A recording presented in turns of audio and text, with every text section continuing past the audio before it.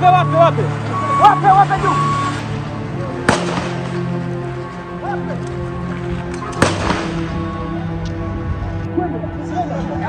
Sogezeni kwa maana tunawalinda, mtokeze.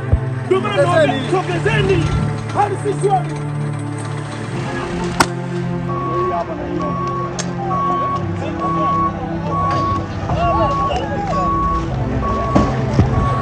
Unaenda.